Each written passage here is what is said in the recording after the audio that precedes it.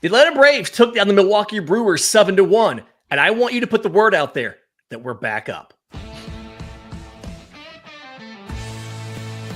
This is the Braves Postcast, your instant game reaction for the Atlanta Braves.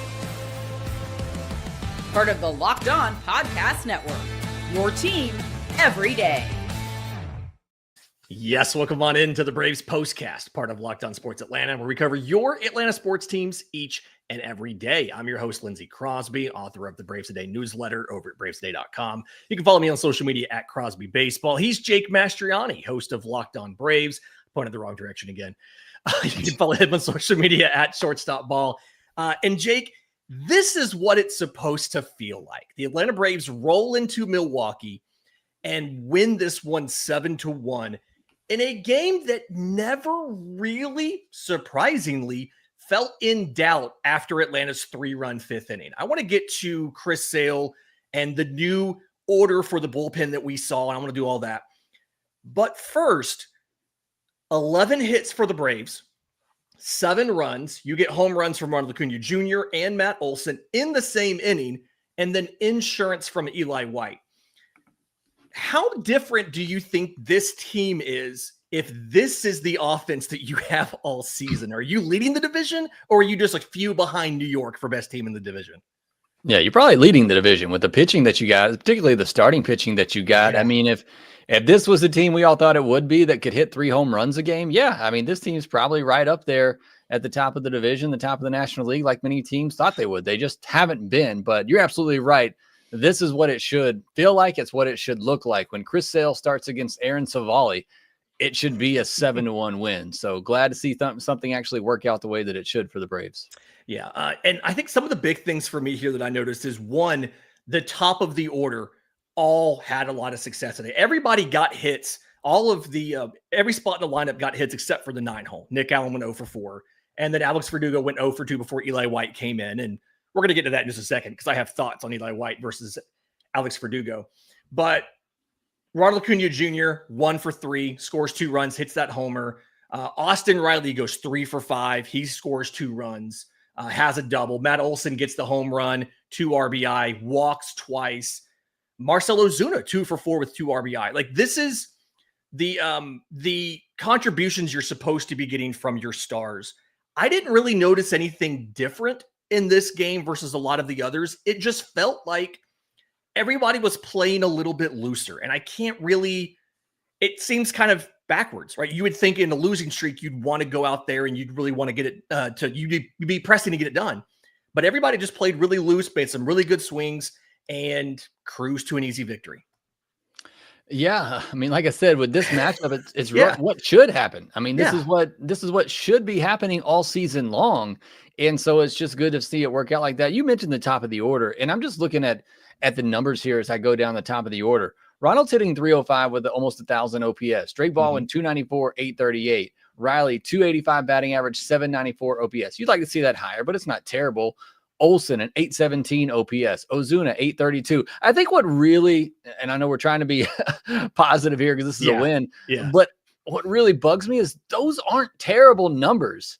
And yet this offense has still been so bad because they don't come through with runners in scoring position, and they're not getting those big hits. They're not getting the big home runs. And I think that, to me, is just, I look at the top guys in the order, and those numbers aren't bad numbers, but they're just, it's because of their inability to really get anything done. And, you know, they were 2 for 10 in runners in scoring position tonight. It's not fantastic. It's better than what they did over the weekend, where they only had 1 hit with runners in scoring position in each and every game, but you get the home runs. And look, that's what this team was built to do. As much as I want to see them be a more well-rounded offense and be able to score in different ways. And again, I know we want to be positive. They scored 7 runs, but you look at that second and fourth inning, you get 2 on to lead off the inning and can't score them. So there are still problems, but this offense was built to do what it did tonight, and that is mash and hit home runs. And when they're doing that, like you said, they're one of the best teams in baseball, especially when you get the starting pitching that they've been getting. Yeah, and that was something. They get 2 out RBIs from Eli White. His home run was with 2 outs.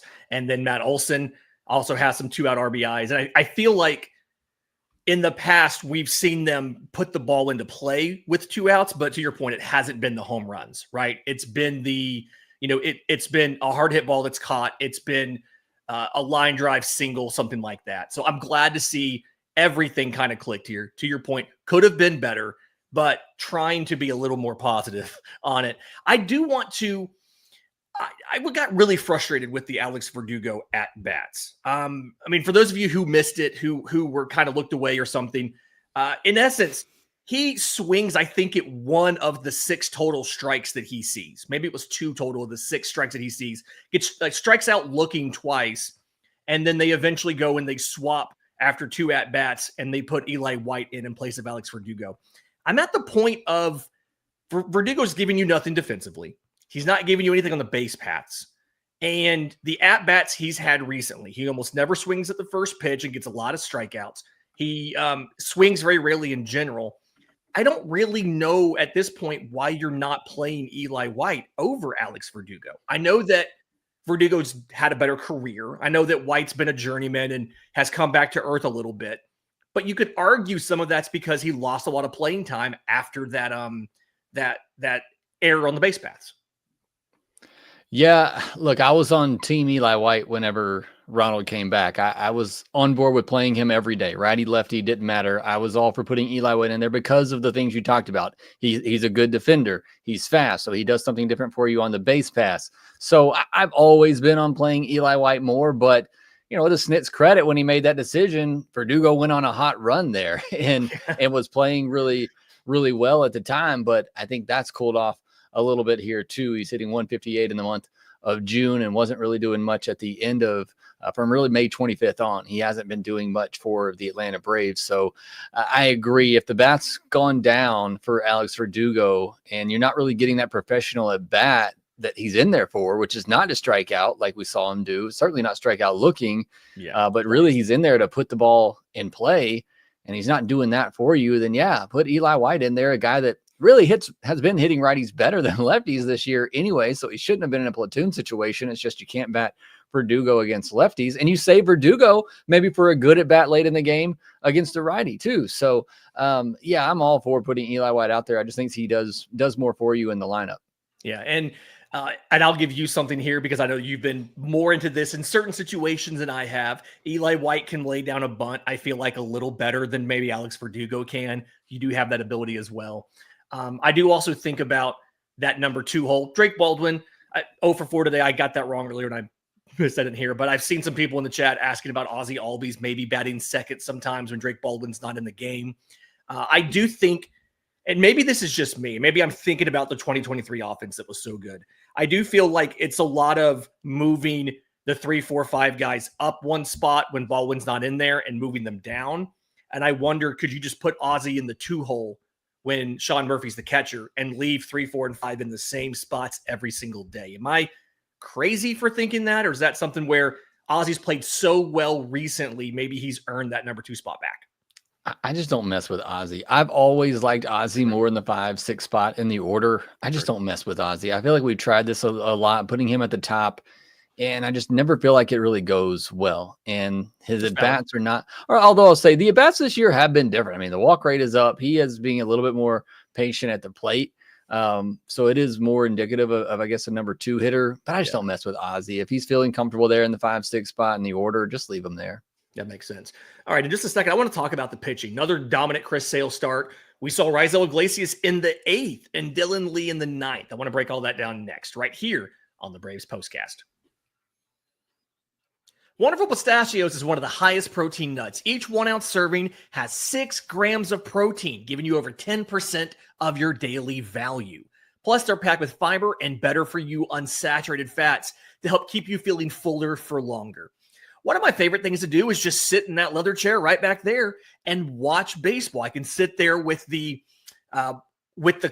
in-shell Wonderful Pistachios. You just get that little satisfying crack as you open each shell. It's like snack ASMR, right? So get snacking and get cracking with the snack that packs a protein punch. Visit wonderfulpistachios.com to learn more. And when you have your pistachios, your Wonderful Pistachios, take them to a baseball game with Game Time. You might decide last minute to head to the game. Maybe it's game day and you're like, you know what? I want to see this start. You know what? The Braves could actually win a series. I want to be there for it. That's exactly where Game Time comes in. It's the easiest way to grab last-minute tickets without the stress. With the money you save on tickets, you can splurge on food, on merch, invite a bigger group to come with you. Maybe you want more wonderful pistachios. Maybe you just need a couple extra adult beverages. Game Time makes it possible because Game Time makes buying tickets fast and simple. Prices on the app actually drop the closer you get to first pitch. They've got incredible last-minute deals. They have clear views from your seat so you know exactly what you're in for, and a lowest price guarantee that takes the worry out of buying. So take the guesswork out of buying tickets with Game Time. Download the Game Time app, create an account, use code LOCKEDONMLB for $20 off your first purchase. That's code LOCKEDON MLB for $20 off. Download the Game Time app today. Last minute tickets, lowest price, guaranteed.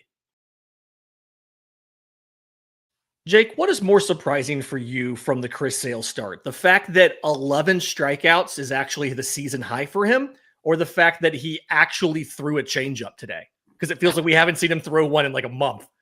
Yeah, I'll actually say though, the 11 strikeouts, I was listening on radio at that time and they said that, and I said, there's no way. With the dominant stretch that he's had, I thought for sure he'd reached at least 11 by this point.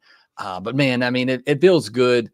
We've been talking about it all the time. You can't lose these Chris Sale starts. Yeah. So it feels good to not only get a Chris Sale start in dominant fashion, but for him to get the run support that he deserves. I mean, he has been tremendous since that little hiccup he had at the beginning of the year, whatever was going on there with the arm slot, whatever was causing it for him just to be off. He is certainly back into Cy Young form. Looks like one of the best pitchers in baseball. So, and glad to see Snick give him that eighth inning too. Unfortunately went out there and walked the batter, but I was glad to see that first time he had pitched into the eighth inning this year.